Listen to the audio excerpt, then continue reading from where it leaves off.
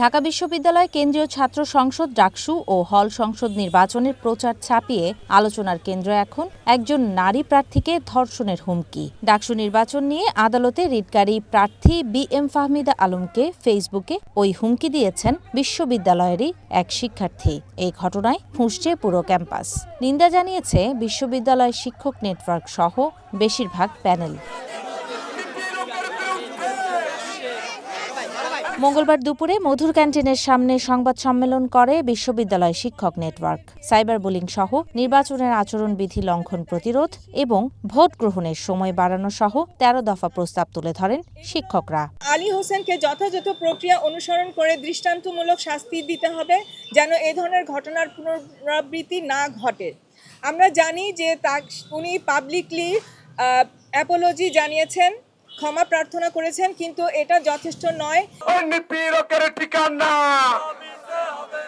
এদিকে একজন প্রার্থীকে সামাজিক মাধ্যমে গণধর্ষণের হুমকির প্রতিবাদে টিএসসি থেকে বিক্ষোভ মিছিল করে ছাত্রদল। মিছিলটি বিভিন্ন এলাকা ঘুরে উপাচার্যের কার্যালয়ের সামনে গিয়ে শেষ হয়। ছাত্রদলের নারী নেত্রীরা অভিযোগ করেন, ফাহমিদার মতোই নিয়মিত সাইবার বুলিংয়ের শিকার হচ্ছেন তারা।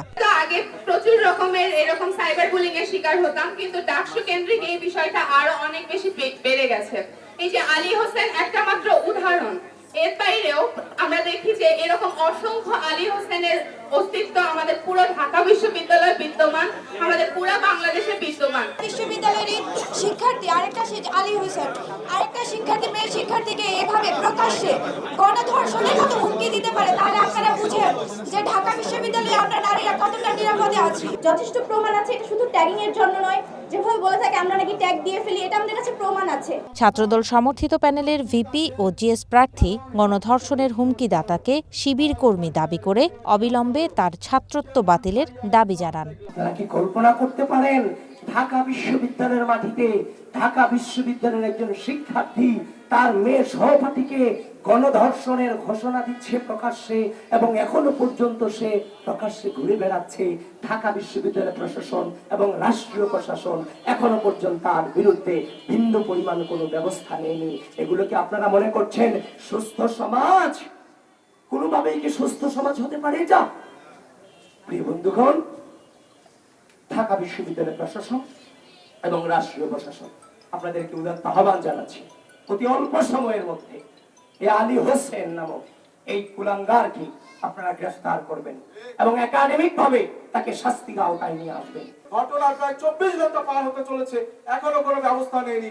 আমরা মাজা ভাঙা প্রশাসনকে বলি, মাজা শক্ত করে দাঁড়ান, নিজেদের দায়িত্ববোধ পালন করুন, আর দায়িত্ব পালন করতে ব্যর্থ হলে ব্যর্থতা স্বীকার করে নতুন কাউকে দায়িত্ব দিন। যদি কোনো প্রতিক্রিয়াশীল গোষ্ঠী আমাদের রক কেটে নেয়, রক দেবো, তবুও এই ক্যাম্পাসের নারী শিক্ষার্থীদের নিরাপত্তা নিশ্চিত করবো।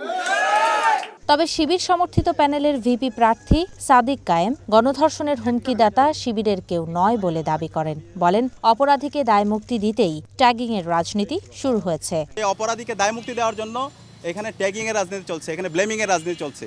সেখান থেকে যেন আমরা বেরিয়ে আসি। অপরাধীদের বিরুদ্ধে যদি আমরা জিরো টলারেন্স নীতি ঘোষণা করতে পারি, সবাই যদি ঐক্যবদ্ধভাবে আমাদের ভয়েস রেজ করতে পারি, তাহলে ভবিষ্যতে আর কেউ এই ধরনের অপরাধ করার সাহস করবে না। এবং বিশ্ববিদ্যালয় প্রশাসনের জায়গা থেকে নির্বাচন কমিশন যদি সে গত 6 দিন ধরে আমাদের প্রার্থীদের উপর যে সাইবার বুলিং হচ্ছে, আমাদের বোনদের উপর যে হ্যারাসমেন্ট হচ্ছে, সেটার বিরুদ্ধে যদি তারা যদি তাদেরকে বিচারের আওতায় নিয়ে আসতো, তাহলে পরবর্তী এই ঘটনাগুলো ঘটতো না।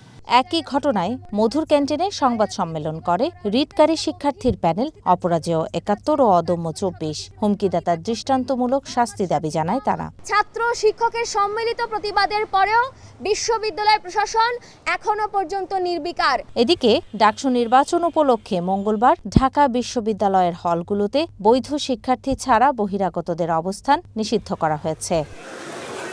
ছবি রহমান, ওয়ান নিউজ, ঢাকা।